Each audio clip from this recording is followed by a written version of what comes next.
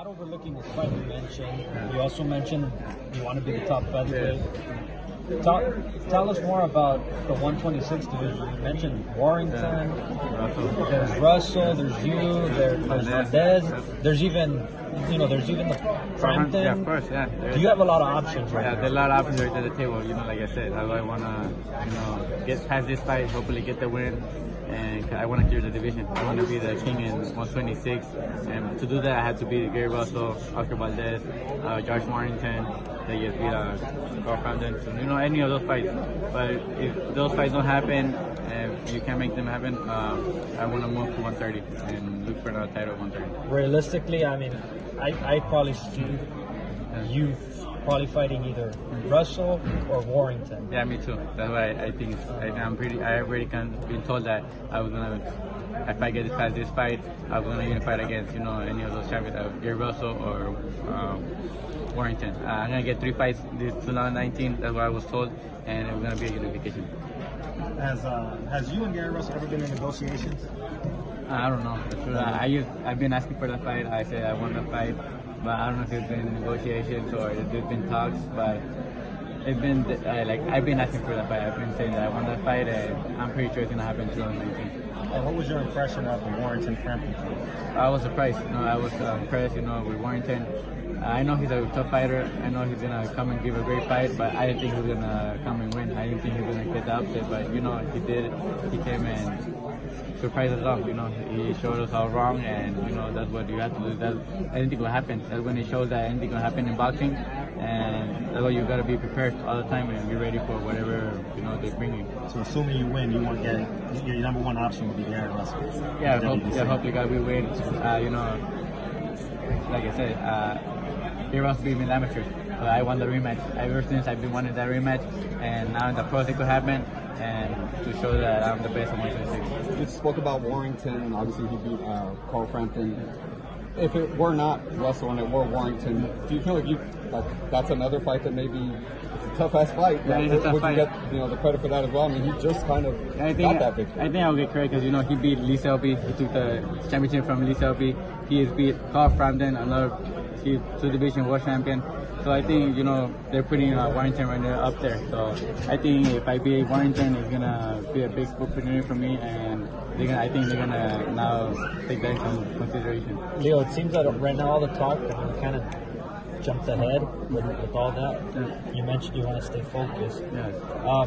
He mentioned he lost his brother. You said? Yeah, I think. And the biggest upset in boxing, obviously, you had Buster Douglas, who lost his mother going into that fight, and he pulled the upset. Does that make him, dangerous? Does that make you say, I need to take this guy more serious because he has nothing to lose? I always take him serious. I take every fighter serious, and it does. It makes him more dangerous because he lost his brother. He wants to maybe have something to encourage him, to make him feel, and something to make his brother proud of, that he's in heaven and stuff like that. He just, make more stronger and everything. But I'm just gonna go out there, and give the fans, good fight. I'm gonna prepare good, and I'm gonna try not to let that happen. What does he bring to the ring? The Mexican heart. The Mexican heart. He puts a lot of pressure. He throws a lot of punches, and I know he's gonna come to give the fans a great fight. Looks like you're already at 126 pounds, right? We're talking about that earlier. I mean, do you see a move up anytime soon, or are you fine with 126? No, I'm fine 126. I always, like I said, I always train hard. I'm always in the gym training hard. I'm always in shape, so that we're gonna fight. We're ready. We're ready because I said I leave everything in the training. I work hard so that fight day we could be ready and give the fans a great fight. But I wanna unify. Like I said, I wanna unify. I wanna get this win. And if the fights don't happen, the unification don't happen, that's when I want to move to 130 because there won't be no more opportunities at 126. So, but the only reason I will move is if the fights can happen at 126. I was going to say, so maybe, after this fight, if it weren't Russell or Warrington or Valdez, like you said, then could that be the next step? Yeah, if those fights can happen, if I can unify, I'm going to talk to my team, my manager, tell them that I want to move to 130 and look for a title at 130. And speaking of Valdez, obviously there's promotional issues there, I would think.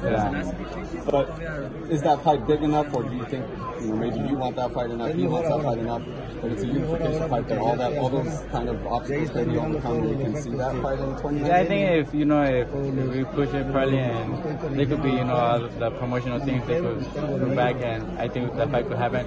And I think now that we have good fight, you were saying Marrera Morales, because he's a Mexican fighter, and he's the champion. So I think that's a fight that could be in that caliber that we could be considered Marrera Morales.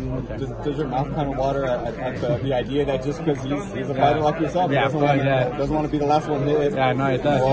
Because he's a fighter, he throws that punch, he has good power. So getting that fight, beating him is gonna move me to the top.